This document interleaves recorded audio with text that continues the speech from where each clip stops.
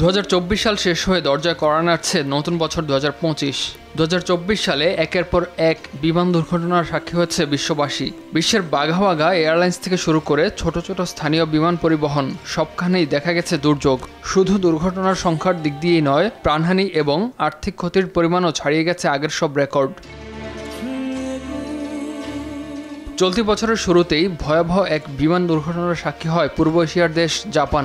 জাপানের টোকিও বিমানবন্দরে জাপান এয়ারলাইন্সের A350-900 মডেলের এয়ারবাসটি রানওয়েতে অবতরণের সময় কোস্টগার্ডের একটি বিমানকে ধাক্কা দেয়। বিমানটিতে থাকা 379 যাত্রী প্রাণে রক্ষা পেলেও কোস্টগার্ডের 5 কর্মী ঘটনাস্থলেই নিহত হয়। অবতরণে ভুল বোঝাবুঝি এবং যোগাযোগের ত্রুটি দুর্ঘটনার মূল কারণ ছিল বলে তদন্তে উঠে আসে। এর প্রায় কয়েক মাস পর সিঙ্গাপুর এয়ারলাইন্সের বোয়িং 777-300 তীব্র ঝাঁকুনির কবলে পড়ে। 22 মে লন্ডন থেকে সিঙ্গাপুরগামী এই বিমানটি মাঝ আকাশে অস্বাভাবিক বায়ুপ্রবাহের মুখে পড়লে ব্যাংককে জরুরি অবতরণ করতে বাধ্য হন বিমানের পাইলট। ঘটনায় একজন নিহত ও অন্তত 71 জন আরোহী আহত হয়।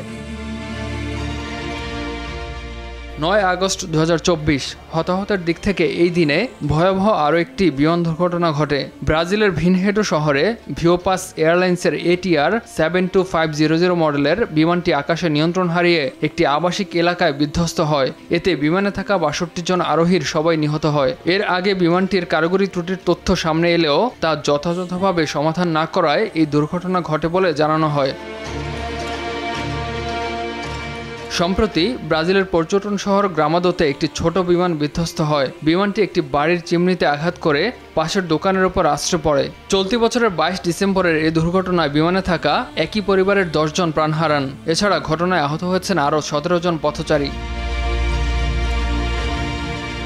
গেল 25 ডিসেম্বর আজারবাইজান এয়ারলাইন্সের এমব্রেয়ার 190 বিমানটি কাজাখস্তানের আক্তাউতে জরুরি অবতরণের সময় বিধ্বস্ত হয়ে 38 জন নিহত হয়। শুরুতে পাখির সঙ্গে ইঞ্জিনের সংঘর্ষের কথা বলা হলেও পরে কর্তৃপক্ষ দাবি করে বাইরের দেশের হস্তক্ষেপে বিমানটি বিধ্বস্ত হয়।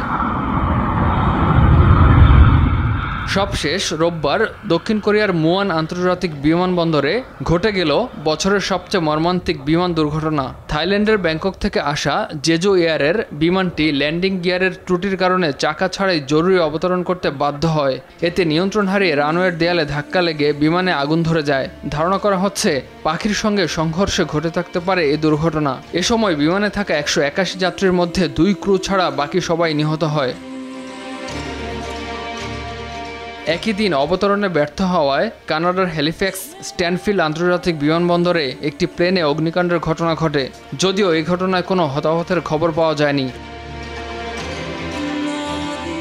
সাধারণত বৈমানিকের গুরুতর কোনো ভুল, যান্ত্রিক ত্রুটি, বৈরী আবহাওয়া, কন্ট্রোল টাওয়ার থেকে সঠিক বার্তা না পাওয়া কিংবা পাখির আঘাতে বিমান দুর্ঘটনা হয়ে থাকলেও চলতি বছর ঘটে যাওয়া বিমান দুর্ঘটনাগুলো নতুন করে জনমনে প্রশ্ন তৈরি করেছে। তাই এ বিষয়ে জোরালো তদন্তের আহ্বান জানিয়েছেন এভিয়েশন বিশেষজ্ঞরা।